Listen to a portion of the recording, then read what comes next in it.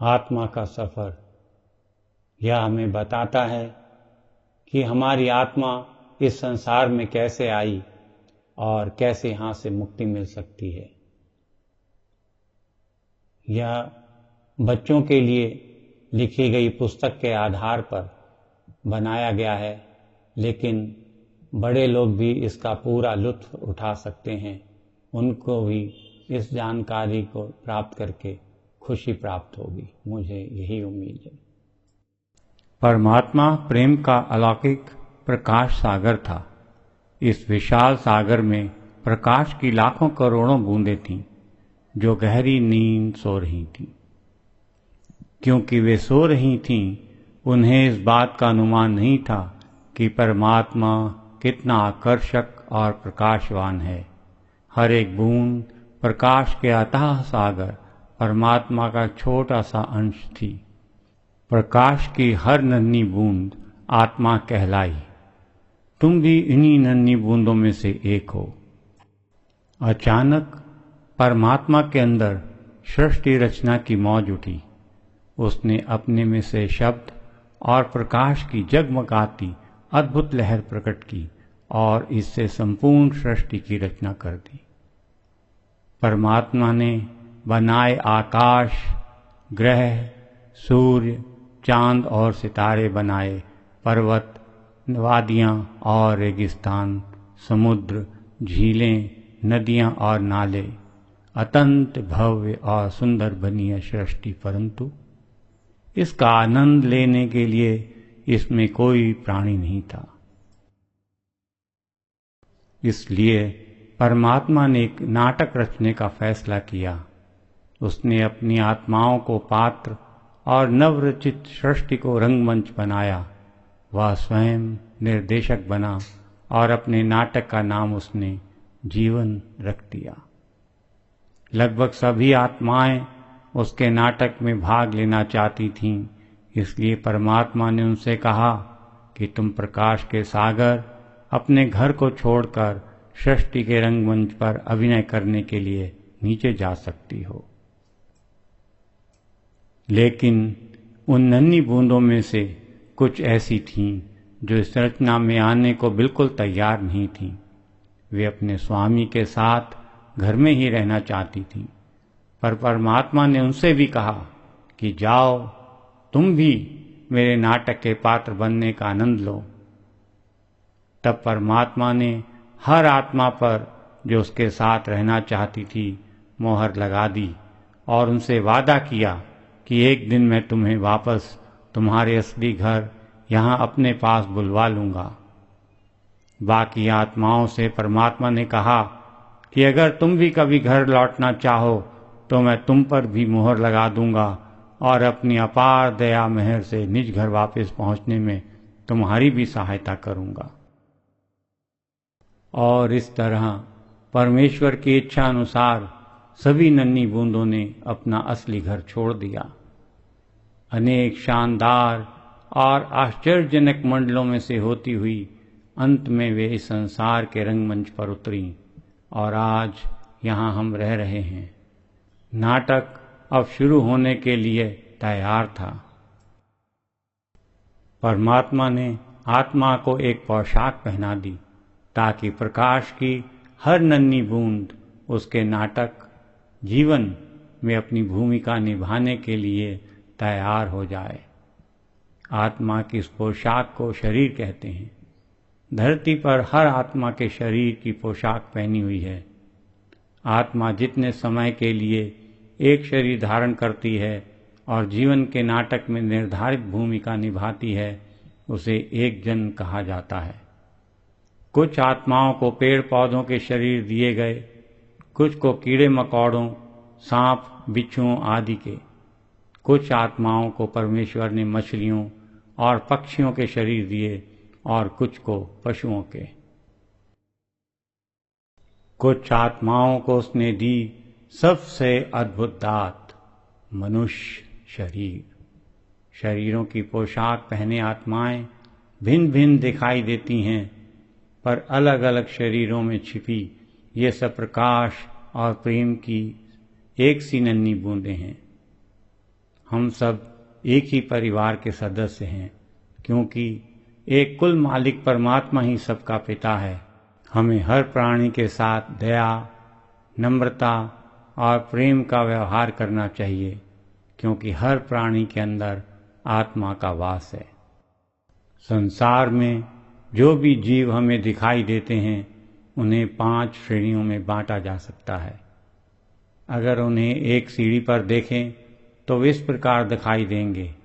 हम मनुष्य सीढ़ी के सबसे ऊपरी डंडे पर हैं, क्योंकि हम समझ सकते हैं कि हम आत्माएं हैं, प्रकाश के महासागर की बूंदें हैं, केवल नाटक के पात्र नहीं। मनुष्य के सीढ़ी पर सबसे ऊपर होने में एक और भी अद्भुत रहस्य है, जिसका तुम्हें जल्दी ही पता चल जाएगा। पशु सीढ़ी के चौथे डंडे पर हैं, वे मनुष्य से नीचे हैं, क्योंकि वे यह समझ नहीं सकते कि वे आत्माएं हैं। पक्षी तीसरे डंडे पर हैं, वे उड़ तो सकते हैं, पर बुद्धि उनमें पशुओं से कम है। मछलियां, सांप, बिच्छू, कीड़े मकोड़े आदि दूसरे डंडे पर हैं, उसमें पक्षियों से भी कम बुद्धि है। पेड़ पौधे सबसे नीचे हैं, वे सबसे निचले दर्जे के जीव हैं। वे ना तो सोच सकते हैं, ना अपनी जगह से ही हिल सकते हैं। यह आत्मा ही है जो शरीर को जीवित रखती है, उसे भागने, दौड़ने, उछलने, कूदने, तैरने और उड़ने के योग बनाती है। जब नाटक में आत्मा की भूमिका समाप्त हो जाती है तो यह शरीर की पोशाक उतार देती है। तब शरीर की मृत्यु हो जाती है, वह निर्जीव हो जाता है, ना सांस ले सकता है, ना हिलडुल सकता है। पर आत्मा कभी नहीं मरती।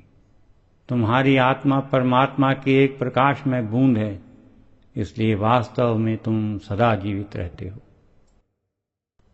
क्या तुम जानते हो कि जब आत्मा शरीर की पोशाक उतार देती है, तब वह कहाँ जाती है?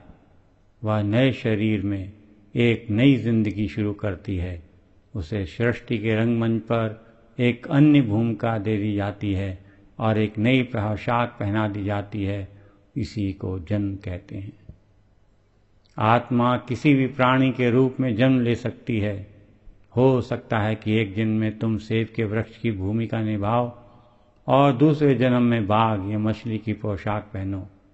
यह भी हो सकता है कि तुम एक हिंदुस्तानी लड़के या एक अमेरिकन लड़की की भूमिका निभाओ। परमेश्वर यह देखकर प्रसन्न होता है कि हर आत्मा जीवन के नाटक में उसकी दी हुई भूमिका को खुशी खुशी स्वीकार करती है। जीवन एक नाटक, एक विशाल चक्र जैसा है। अभिनय कर रही आत्माएं इस चक्र में घूमती रहती हैं, एक शरीर से दूसरे शरीर में चली जाती हैं, एक पोशाक उतार कर दूसरी पहन लेती हैं। इस तरह से वे अपने लाखों करोड़ों जन्मों में अलग अलग भूमिकाएं निभाती हैं। परमात्मा ने अपना नाटक इस ढंग से रचा है कि यह एकदम वास्तविक लगता है। इसलिए उसकी आत्माएं यह बिल्कुल भूल जाती हैं कि वे केवल अभिनय कर रही हैं। कभी कभी जीवन में जो घट चुका है या घटने वाला है, उसके बारे में उन्हें चिंता होती है, पर जो होता है उसके बारे में परमात्मा चिंता नहीं करता, क्योंकि वह निर्देशक है और जानता है कि जीवन केवल एक नाटक है। परमात्मा अपनी आत्माओं को सुंदर ढंग से नाटक खेलते देख खुश होता है, इसलिए उसके खेल का आनंद लो। नाटक में जो कुछ भी तुम्हारे साथ हो रहा है उसमें खुश रहो और निर्देशक के प्रति कृतज्ञ बनो। जब कभी कोई दुखमय या कठोर दृश्य आ जाए तो याद रखो कि तुम केवल एक भूमिका निभा रहे हो। वास्तव में तुम आत्मा हो, परमात्मा के ही प्रकाश की एक निर्मल बूंद। इसलिए उसका प्रेम, उसकी शक्ति और उसका गौरव सब कुछ तुम्हारे अंदर है। परमात्मा से बातें करो, उसका प्रकाश अपने अंदर महसूस करो। ऐसा महसूस करो कि वह तुमसे प्रेम करता है और तुम्हें नाटक में अपनी भूमिका भली भांति और साहसपूर्ण निभाने के लिए आवश्यक शक्ति दे रहा। इसी को परमात्मा का विश्वास करना कहते हैं। यदि तुम उसे सदा याद रखोगे और उस पर विश्वास करोगे तो अपने अंदर खुशी महसूस करोगे, चाहे जीवन के नाटक में कुछ भी होता रहे। जब परमात्मा चाहता है कि कोई आत्मा घर लौट आए तो वह उसके अंदर गहरे अकेलेपन की भावना जगा देता है और उसे ऐसा लगता है जैसे उसका कुछ खो गया हो। यह परमात्मा का आत्मा को याद दिलाने का एक निराला ढंग है कि उसका असली घर इस संसार में नहीं बल्कि प्रकाश के सागर में है जहां से वह आई है। मनुष्य शरीर को इतना महत्वपूर्ण इसलिए माना जाता है क्योंकि केवल इसी शरीर में आत्मा परमात्मा का नाटक सदा के लिए छोड़कर अपने घर लौट सकती है। परमात्मा ने हर मनुष्य के अंदर एक अदृश्य और गुप्त द्वार रखा हुआ है। यह द्वार एक गुप्त मार्ग की ओर खुलता है जिस पर चलकर आत्मा अनेक आश्चर्यजनक मंडलों में से होती हुई प्रकाश के सागर परमात्मा तक पहुंच सकती है। और ठीक वैसे ही जैसे परमात्मा ने शुरू में वादा किया था, वह दया और प्रेम से परिपूर्ण अपने ही परम शक्ति को नीचे संसार में भेजता है ताकि वह मोहर लगी आत्माओं को ढूंढकर उनके निज घर वापस ले आए। इस परम शक्ति को सतगुरु कहते हैं। सतगुरु ने हमारे तुम्हारे जैसा ही मनुष्य शरीर धारण किया होता है, पर सतगुरु वास्तव में प्रकाश के सागर परमात्मा की अद्भुत लहर होता है। यह जीवन के नाटक में से मोहर लगी आत्माओं को चुनकर घर वापस ले जाने के लिए ही संसार में आता है। ये आत्माएं सतगुरु की ओर इस तरह खींची चली जाती हैं जैसे मधुमक्खियां शहद की ओर। सतगुरु हमें हमारे असली घर के बारे में बताता है और हमारे अंदर परमात्मा का प्यार भर देता है। जब कोई मनुष्य सच्चे दिल से प्रकाश के सागर में वापस जाना चाहता है तो उसे सतगुरु उसकी युक्ति सिखा देता है। उस आत्मा को वह अपनी आत्मा का स्पर्श प्रदान करता है जिसमें दोनों प्रेम के अटूट बंधन में बन जाते हैं। सतगुरु उस आत्मा को घर वापस पहुंचाने का वचन देता है। सतगुरु उस मनुष्य को सिखाता है कि कैसे आंखें बंद करके शांत और स्थिर बैठकर प्रेम पूर्वक परमात्मा को याद करना है। ऐसा करने से वह कुछ समय के लिए जीवन के नाटक में अपनी भूमिका के बारे में सब कुछ भूल जाता है। उसका मन इतना शांत और स्थिर हो जाता है कि उसे अपने अंदर परमात्मा के घर से आ रहे शब्द की लहरों का अद्भुत संगीत सुनाई देने लगता है और उस शब्द धारा का चमचमाता प्रकाश दिखाई देने लगता है जो महासागर परमात्मा में ही वापस जा समाता है। एक दिन गुप्त द्वार खुल जाता है और उसके पीछे छुपा हुआ रास्ता दिखाई देने लगता है। हर्ष से पुलकित आत्मा दहलीज को लांघकर एक नए आकर्षक जगत के सितारों में जगमगाते प्रकाश में प्रवेश करती है।